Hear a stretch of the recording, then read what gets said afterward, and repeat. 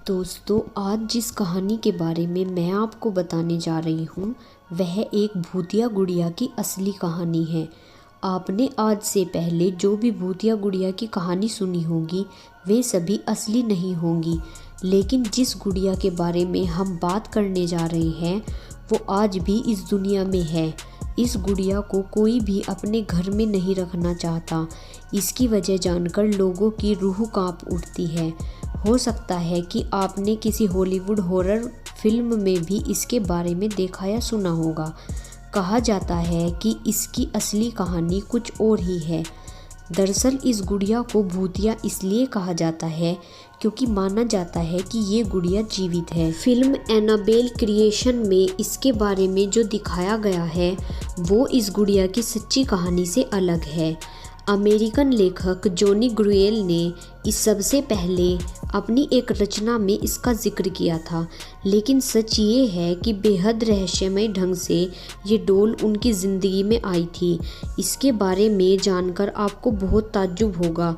दरअसल बात उस वक्त की है जब लेखक जॉनी ग्रुएल बच्चों के लिए एक किताब की श्रृंखला की रचना करने जा रहे थे। उन्होंने रेजडी अत्र सीरीज नामक एक किताब के साथ एनाबेल डॉल को मार्केट में लॉन्च किया। उनकी यह किताब लोगों के लिए बेहद रोचक विषय बनी थी। डॉल के पीछे छुपी अनोखी कहानी ने लोगों को इसे जानने के लिए मजबूर कर दिया। बात उस वक्त की है जब जॉनी ग्रुएल को अपने घर के बैकयार्ड में यह डॉल मिली थी। वह कहां से आई कोई नहीं जानता।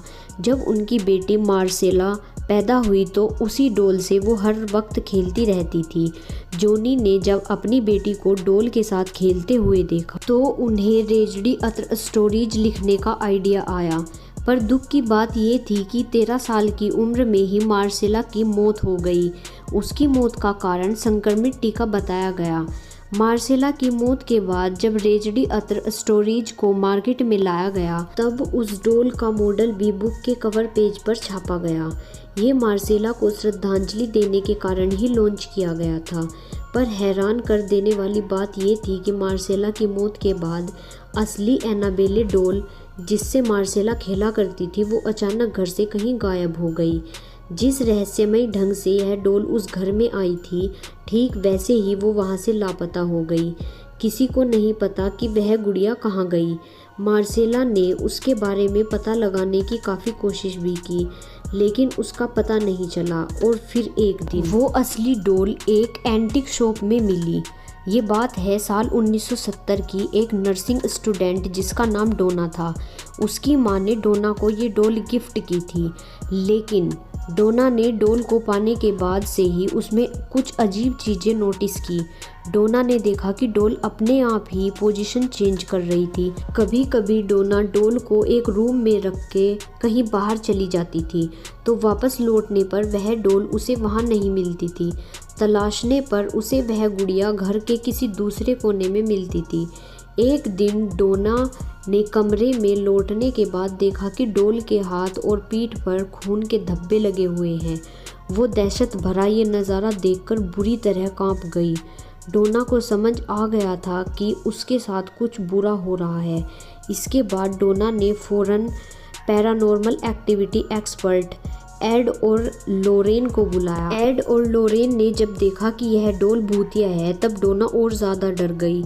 उसने उस भूतिया गुड़िया को वहां से ले जाने के लिए कहा। एड और लोरेन उस वक्त उस गुड़िया को अपने साथ कार में ओकल्ट म्यूजियम ले गए, लेकिन कार से जाते वक्त ही डॉल ने कुछ ऐसी हरकत शुरू कर दी जिसका अंदाज़ा उन दोनों को नहीं था। दरअसल गुड़िया ने अपनी पूरी ताकत से उन्हें रोकने की कोशिश की। गुड़िया ने बार बार डॉल कार का स्टीयरिंग घुमाने की कोशिश की, मानो कि वो उन्हें कहीं और ही ले जाना चाहती है। बड़ी मुश्किल से एड और लोरेन अपनी मंजिल तक पहुंचते हैं। एड और लोरेन उस शापित भूतिया डॉल को अपने म्यूजियम में मंत्र से एक कांच के बॉक्स में बंद करके रख देते हैं। माना जाता है कि आज भी उसकी भूतिया ताकत एक्टिव है। इसी कारण से उसके पास किसी को जाने नहीं दिया जाता। दोस्तों, क्या आप भूत प्रेतों में विश्वास रखते हैं? हमें कमेंट सेक्शन में ज़रूर बताइएगा। और दुनिया के और रहस्य जानने के लिए हमारी वीडियो को लाइक और चैनल को ज़रूर सब्सक्राइब कीजिएगा।